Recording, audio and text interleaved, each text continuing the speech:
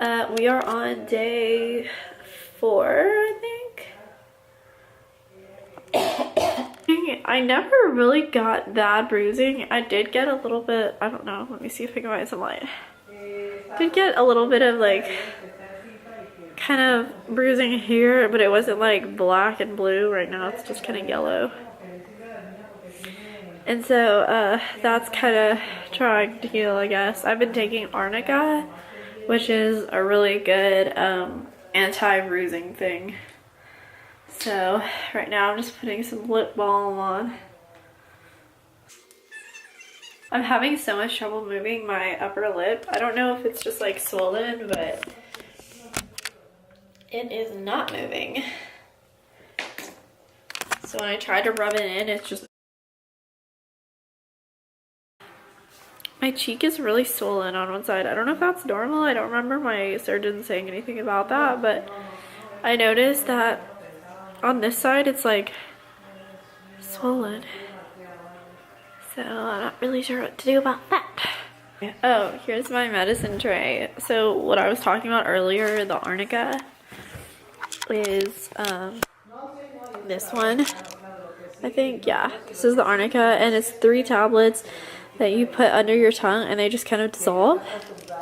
And then we've been using, these have been so helpful. They're little like jelly eye patches, or iPads, whatever. iPads, not Apple iPads. But we've been putting them in here with ice cold water, and it really helps, especially when I start feeling like I'm getting like swollen again.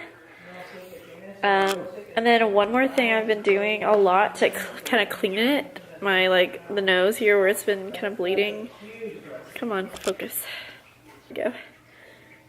I've been taking these Q-tips and dipping them in just regular hydrogen peroxide and just kind of like lightly swirling it a little bit. I don't remember what I was talking about on here before.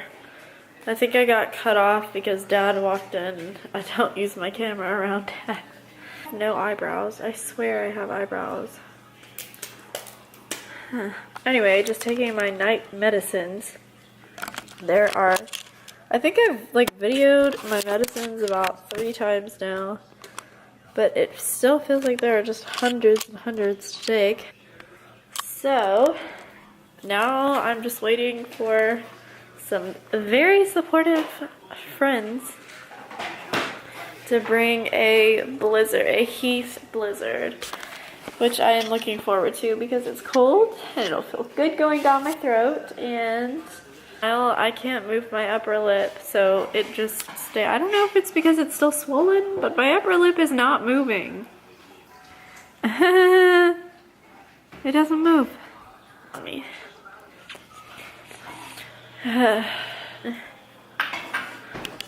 This is what I've been using to walk around in the mornings when I'm woozy. My grandmother's, I think. She calls it her Ferrari. It's helping me be a little Speedy Gonzales. Today has been probably the best day so far.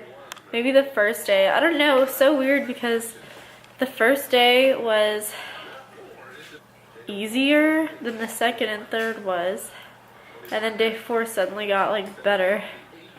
It was a really weird surgery situation.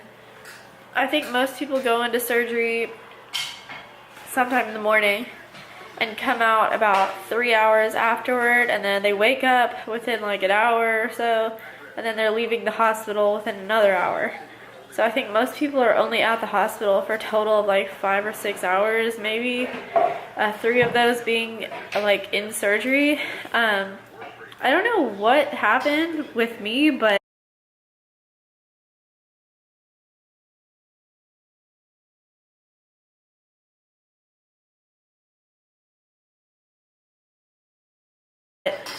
I got there at 5:30 in the morning and left at like almost 10 o'clock at night, because I got there at 5:30 and checked in and everything, and they put me in the bed, and then at like 7:30 my surgeon we started wheeling me away, and that's the last thing I remember. And then they woke me up, and my surgeon came over. I couldn't see anything because I had the like ice patches over my eyes, but my surgeon came over and like kind of whispered. That sounds really creepy. He didn't whisper in my ear, but he like leaned over and was talking to me about the surgery, saying that I gave him a really rough time apparently because all this cartilage by my deviated septum, I guess on this side, because that's how it was deviated, it was like this. So all the cartilage that was like bunched up on this side was very hard to work with, I guess. And so he ended up taking like almost 4 hours in surgery. And then when I got out, I started having these like hallucinations, and I think it's from the patch, the like anti-nausea patch that they gave me, and it goes like right behind your ear, and it's supposed to just keep you from feeling like nauseous. I think that's what may have caused it, but I was like having some serious hallucinations, and it was so weird. They did not discharge me until literally like 9:30 at night. It was just kind of a blur. But day 2 is when the bruising kind of set in. I don't think I really videoed on day 2 or day 3, and in not really pain, more than anything discomfort, because like it's like there's a thing on your face. There is a thing on your face, on my face, maybe not your face, and it just kind of like ruins everything because it's pressing down on your face, and like you can't breathe through your nose at all, or at least I can't. You have to eat like very limited foods, and I had to eat mashed potatoes for a couple days, and then yeah, it just really was kind of tough, and I just was like unhappy. And I think sleeping has been the hardest part because every time I try to go to sleep, my uvula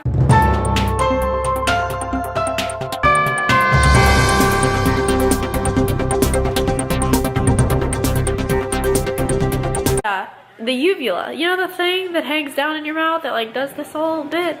Well, I have little like sores on it, like on my uvula and on my throat a little bit, just from the breathing tube, and that kind of hurts. That kind of really hurts when I try to sleep, and I'm breathing in my mouth and snoring because it's like moving it and it's like raw, so that kind of sucks. But other than like sleeping at night, it's really like not that bad of it. Like this surgery is not terrible. I wouldn't get it if it weren't because I had like a septoplasty and a rhinoplasty. So the septoplasty part is the part where they actually like fix just the deviated septum, which is supposed to go like this. I think I've said that like 5 times. I'm sorry for being redundant, but they fix the septum. And then rhinoplasty part, I believe, is where they take like cartilage from other parts of the nose, or they can sometimes take it from the ear and put it on the tip for like tip support. My nose prior to the surgery was really like just thick skin right there, and I had no tip support to the point where I could actually like push my nose into my face, which was really weird, I guess, and abnormal. So they fixed my septum, and then he moved cartilage over to the tip, and then I think he might have brought my bridge in some. I'm not really sure what he did with that. But I will say, if it weren't because I actually needed like the septum part, I would not have gotten this surgery. Although I was somewhat unhappy with the shape of my nose, I don't think I would have actually gotten the full-on surgery without the medical part. But it's been a relatively smooth like surgery. I will say, if you are having this surgery, I think the most important thing is, one, that you use ice on your face like as much as possible, like little gel packs within the first couple of days. And 2, the most important one is that you really try to stay like at a 90-degree angle. Like when you're sleeping, they say stay above a 30-degree angle. I try to stay above like a 45-degree angle, like to the point where I'm almost sitting up. If you have one of those like convertible rocking chair things where you can lift the feet up and the thing goes back a little, those are actually really comfy to sleep on.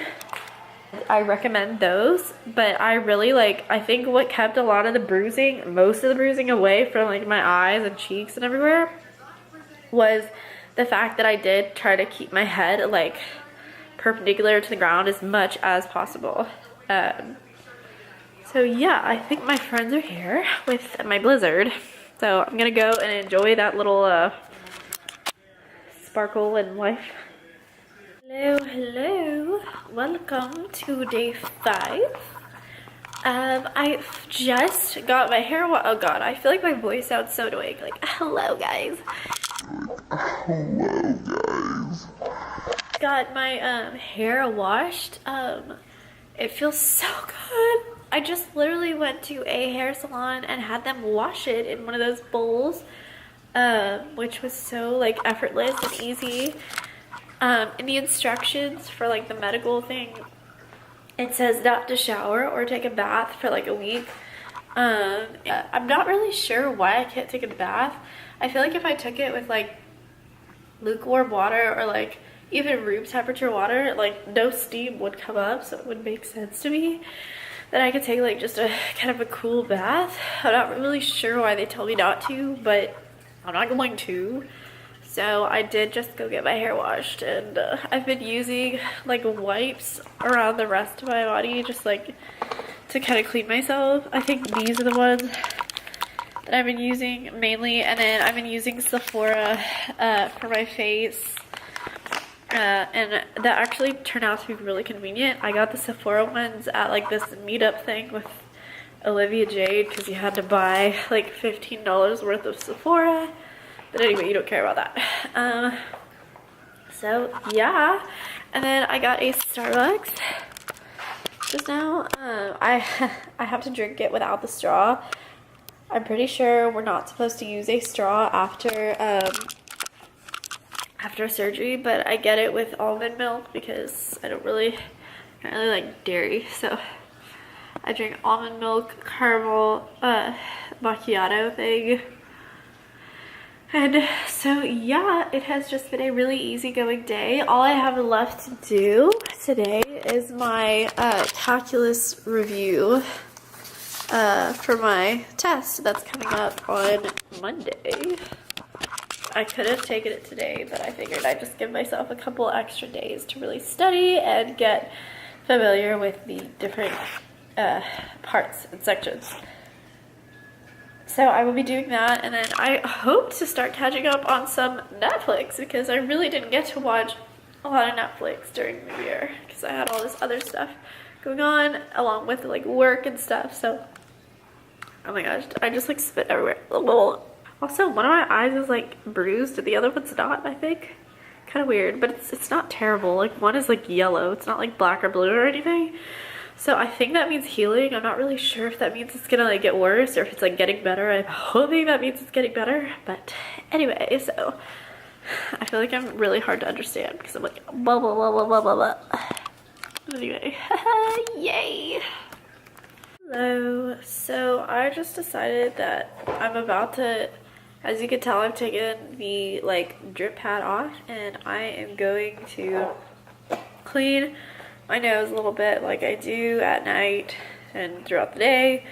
And I thought because I've gotten just so pro at it, I would video it. It's kind of disgusting. So if you don't want to see this, literally just fast forward. Okay, so I start by having, actually, give me a second. Okay, so again, this part's like disgusting kind of, so you don't want to see it fast forward. But what I have been doing is I'll take these little Q-tips and it's a just basic hydrogen peroxide. Focus. There we go. Hydrogen peroxide. And literally all I do is dip it in and I kind of swirl it around and you have to clean around the edges. So tonight shouldn't be as bad because it's not really as bloody as it has been. But I will dip it in here.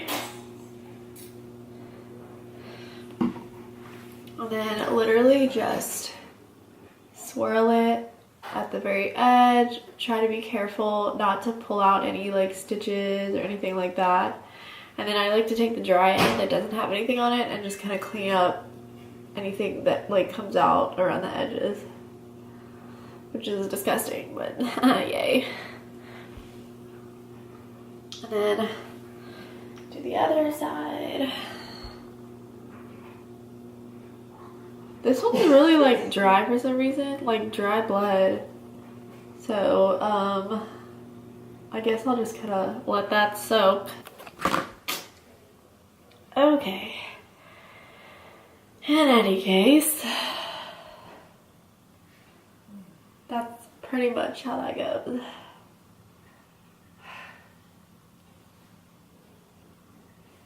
Okay.